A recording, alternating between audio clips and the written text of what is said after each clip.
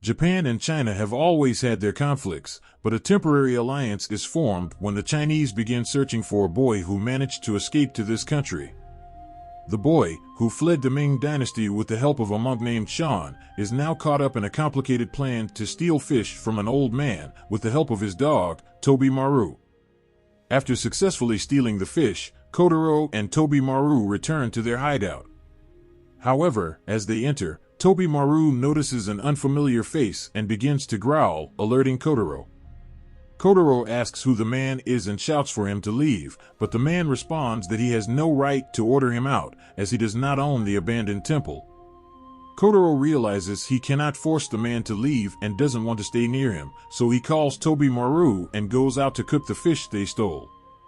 While he cooks, the man leaves, drawn by the smell of the fish, but Kotaro refuses to share with a stranger. He gives a fish to Toby Maru, but to his surprise, the dog goes and gives the fish to the man, sensing he is a good person. Meanwhile, at the old man's house, a group of Japanese soldiers arrives and asks if he has seen a boy around. The old man remembers a boy who fit their description and who came to steal from him, although he doesn't know where the boy went afterward.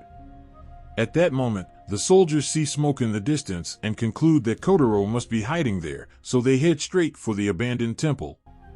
Back at the temple, Toby Maru senses someone approaching, and Kotaro knows trouble is near. He shouts for Toby Maru to follow him so they can escape, but before they can leave through the door, something hits Kotaro, and he is thrown against the wall by a stone. One of the soldiers approaches and tells the man to move, as they are there on the orders of Laliki, but Ronin refuses to let the soldier pass, saying that no matter who they serve, it doesn't give them the right to strike a child. Furious, the soldier tries to attack him with his sword, but Ronin dodges and knocks the soldier on the head with a pot. The other soldier sees this and decides to attack the dog first, but he pays the price, having his throat slashed by Toby Maru. The two Japanese soldiers are down, but there's still one Chinese soldier left, and he's much more skilled. He throws two daggers at Ronin, but before they can hit, Toby Maru jumps in front and blocks them. The Chinese warrior then grabs a whip and starts using it, trying to hit Ronin, but in the midst of it all, Ronin turns the tide and uses the soldier's whip against him, crushing his neck against the wall, all without unsheathing his sword. Ronin feels relieved to have made it out alive, but he knows the place is too dangerous, so he decides they can't stay there and starts gathering his things to leave. Meanwhile, Kotaro checks on Toby Maru, but the dog doesn't seem well at all. Ronin takes a look and realizes Toby Maru has been struck by poison daggers, and there's nothing they can do here, only a healer can help. He tells Kotaro they can find a healer in the nearby town, but Kotaro replies that he can't go back there, as the people there might turn him over to the soldiers. In that case, Ronin suggests Kotaro go to the next town, where he might find a doctor who doesn't know who he is. However, Kotaro doesn't know how to ride a horse and wouldn't be able to protect himself during the journey. He asks Ronin to come with him, but Ronin understands what's going on and doesn't want to get involved, so he refuses. Kotaro tries to make Ronin feel guilty, saying Toby Maru was hurt protecting him, but Ronin responds that, in reality, he's the one who saved Kotaro, as he's the one who killed the soldiers. Ronin tries to leave, but Kotaro, desperate, runs ahead and offers his jewel in exchange for treatment for Toby Maru and for Ronin to help ensure his safety. Ronin sees that the jewel is real and worth 10 gold coins, so he agrees to help Kotaro, takes one of the horses from the dead soldiers, and together they head to the next town. There, they find a healer who treats Toby Maru, and after some care, the healer says the dog will survive. He might be a bit weak, but he will recover soon. After finally resting, Toby Maru begins to recover, but more soldiers soon arrive at the abandoned temple to investigate what happened. The Chinese soldier discovers that his companions are dead and is deeply shaken. However, things get worse for him when the Japanese soldiers decide to break the alliance and attack him, intending to capture him as a hostage in the city. Ronin then decides to rent an old man's shed so the three of them can stay there until Toby Maru wakes up. The next morning, Ronin wakes up and asks how Toby Maru is, but Kotaro doesn't answer. Suspicious, Ronin decides to go out for a bit. Suddenly, Kotaro shouts, asking where he's going. Ronin explains that he's just going to buy a saddle for their horse.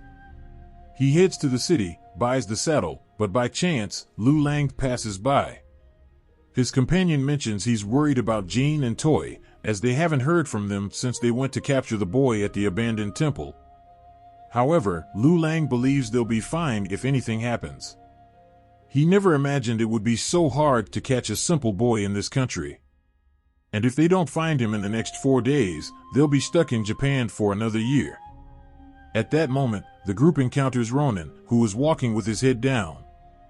Normally, they would ignore him, but Lu Lang notices that Ronin's sword is tied, which intrigues him, and he decides to pick a fight with him for no reason. He throws a knife at Ronin. Ronin stops walking, and Lu Lang attacks, trying to force Ronin to unsheath his sword. But Ronin simply blocks the attacks and prefers to stay defensive.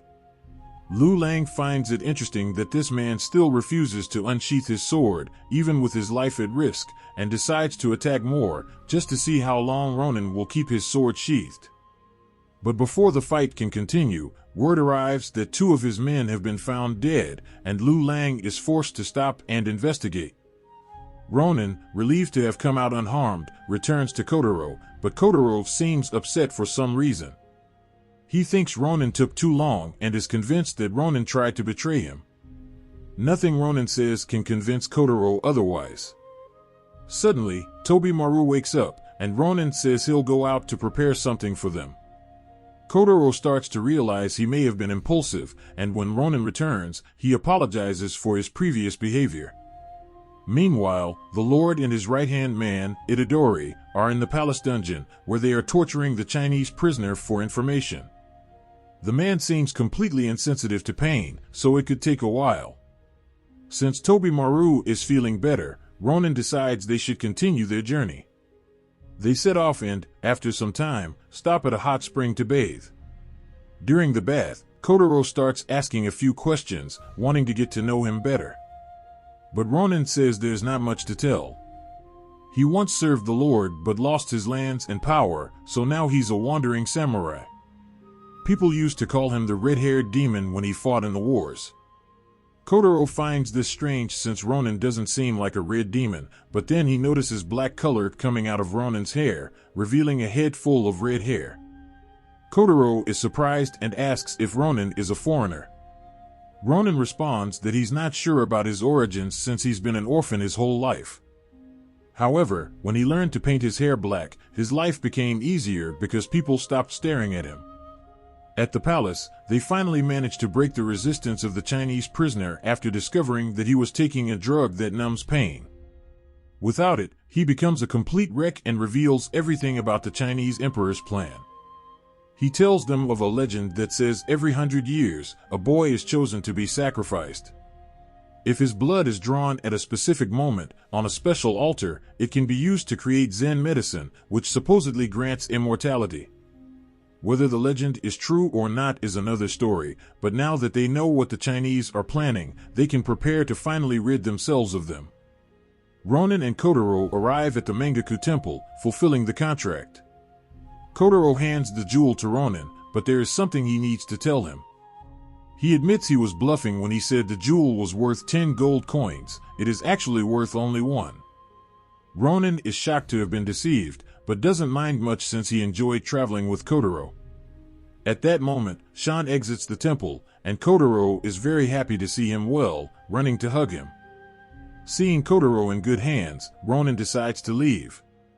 Shan takes Kotaro to a room where he meets Master Ziki. However, Ziki brought Kotaro there because he is selling him to the Chinese. Kotaro realizes the betrayal and tries to escape, but is grabbed by one of the Chinese soldiers. He tries to free himself by biting the soldier's finger, but the soldier barely moves and, as he pulls Kotaro off, slaps him, ripping off his finger in the process. Kotaro passes out after the blow, and the Chinese soldiers take him and are about to leave, but suddenly, something happens.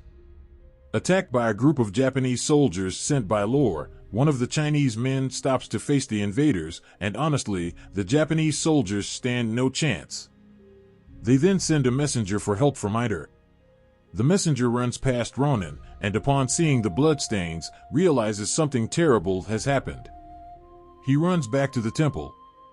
When the Chinese men defeat the Japanese soldiers, they begin to flee, but Ronin appears right after and starts chasing them, determined not to let Kotaro be kidnapped. However, despite his efforts, one of the Chinese soldiers throws a poisoned knife at him, causing Ronin to fall and be unable to reach them. He wants to save Kotaro, but has no idea where the Chinese are taking him, so he decides to go back to the temple to confront those who handed Kotaro over. Ziki sees Ronin approaching and tries to attack him, but Ronin quickly knocks him down, then turns to Sean. He demands to know where the Chinese are taking Kotaro and what they plan to do with him. Sean finally reveals that Kotaro is being taken to the newly constructed altar, and at midnight, he will be sacrificed, with his blood being collected. Ronin cannot believe Sean handed Kotaro over to the Chinese, knowing he would be killed. He cuts Shan's clothes, saying that a coward like him does not deserve to be called a monk. Then, he sets off to find Kotaro, determined to save him before it's too late. Meanwhile, the Chinese begin to set their plan into motion, preparing the altar for the ritual. Shortly after Ronin leaves, Itadori and his men arrive at the temple, and Itadori is beside himself with rage at Ziki for making a deal with the Chinese.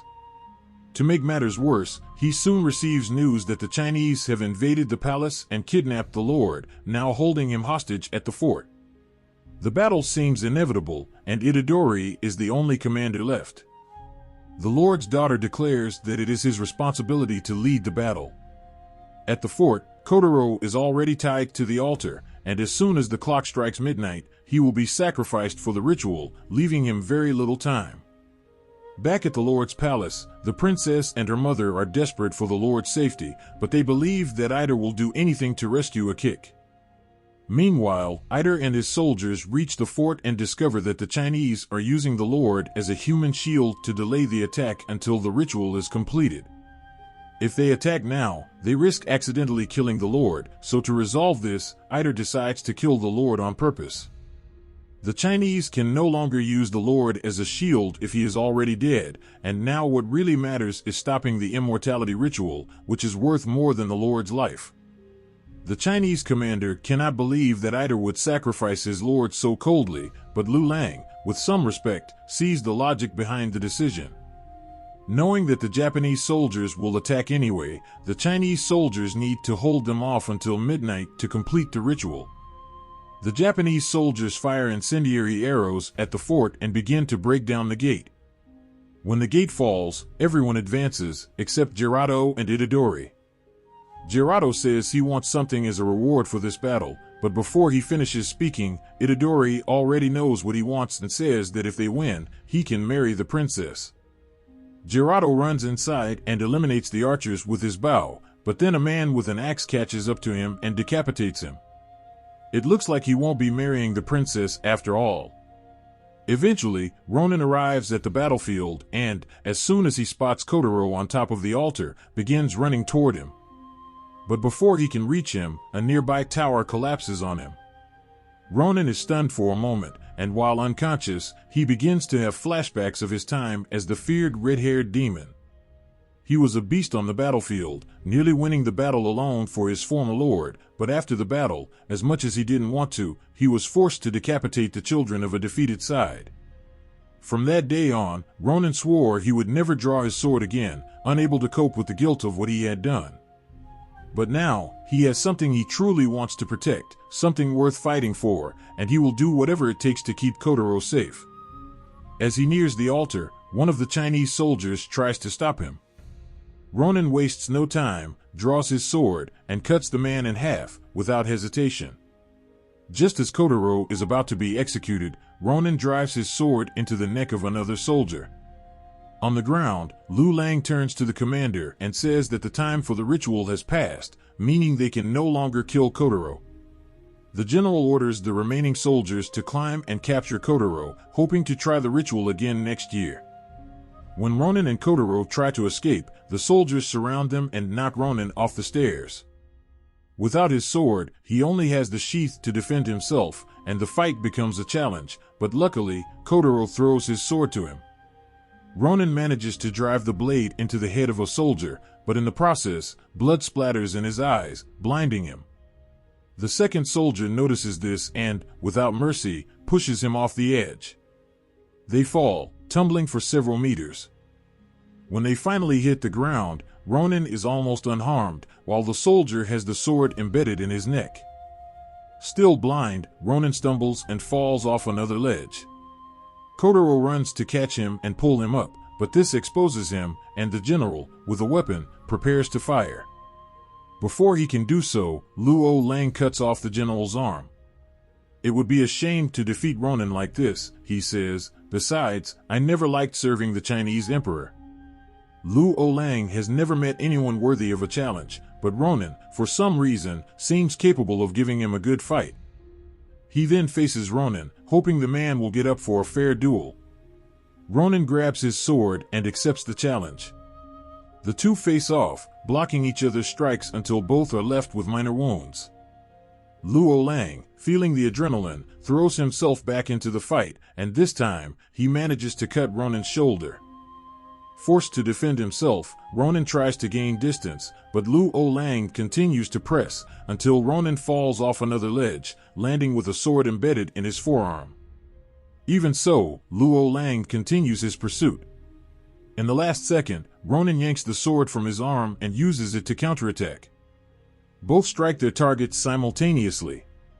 Ronin's sword pierces Luo Lang's chest, while Luo Lang's blade is deflected by the jewel Kotaro gave to Ronin. With this, Ronin emerges victorious from the battle.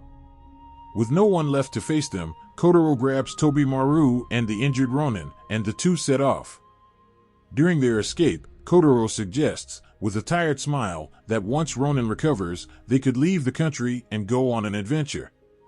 They may have to become mercenaries or bandits to survive, but he's sure of one thing: as long as the three of them are together, they'll find a way.